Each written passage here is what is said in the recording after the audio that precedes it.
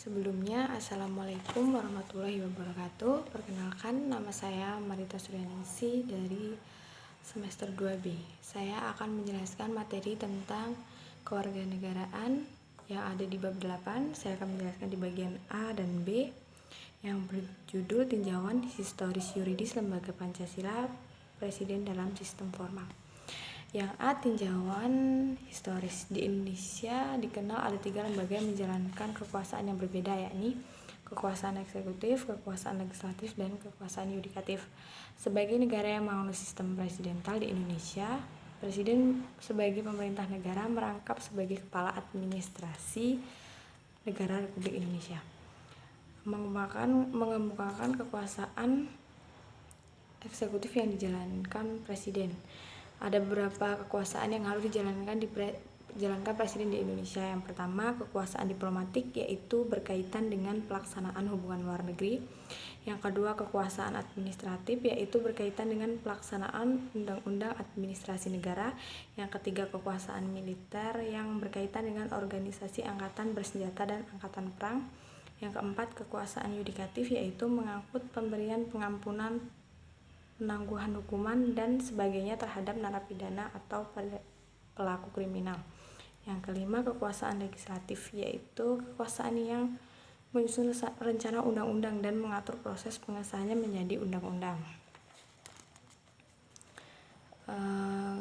Yang B, lembaga kepresidenan setelah perubahan Undang-Undang 1945.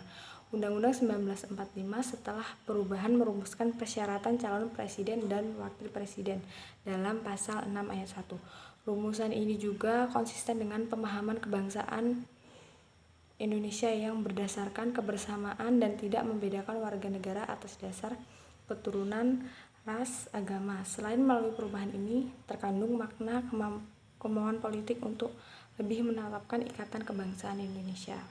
Adapun wewenang, kewajiban, dan hak yang dimiliki oleh Presiden berdasarkan Undang-Undang Dasar 1945, yakni yang pertama, memegang kekuasaan pemerintah menurut Undang-Undang Dasar ada di pasal 4 ayat 1. Yang kedua, berhak mengajukan RUU kepada DPR ada di pasal 5 ayat 1. Yang ketiga, menetapkan peraturan pemerintah ada di pasal 5 ayat 2. Yang keempat, memegang teguh Undang-Undang Dasar dan menjalankan segala undang-undang dan peraturannya dengan seluruh-seluruhnya serta bakti kepada nusa dan bangsa. Yang kelima, memegang kekuasaan yang tertinggi atas Angkatan Darat, Angkatan Laut, dan Angkatan Udara. Yang keenam, dengan persetujuan DPR menyatakan perang, membuat perdamaian, dan perjanjian dengan negara lain. Yang ketujuh, membuat perjanjian internasional dengan persetujuan DPR, menyatakan keadaan bahaya. Yang kesembilan, mengangkut duta dan konsul. Dalam mengangkat duta, Presiden memperhatikan pertimbangan DPR. Yang ke-10, menerima penempatan duta negara lain dengan memperhatikan pertimbangan DPR. Yang ke-11, memberikan gerasi dan rehabilitasi dengan memperhatikan pertimbangan Mahkamah Agung, memberikan amnesti dan abolisi dengan memperhatikan pertimbangan DPR, memberi gelar, tanda jasa, dan lain-lain tanda kehormatan yang diatur di undang-undang. Yang ke-12, membentuk suatu dewan pertimbangan yang bertugas memberikan nasihat dan pertimbangan kepada Presiden. Yang ke-13, mengangkat dan memberhentikan menteri-menteri. Yang ke-14, membahas dan memberi persetujuan atas RUU bersama DPR serta pengesahan RUU itu sendiri. Dari hal ini harus dipahami oleh seluruh generasi penerus bangsa, karena bangsa Indonesia secara historis memiliki nilai-nilai kebudayaan, adat istiadat, serta nilai-nilai keagamaan yang secara historis melekat kepada bangsa.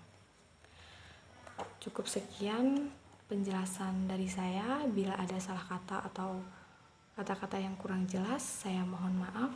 Saya akhiri. Wassalamualaikum warahmatullahi wabarakatuh.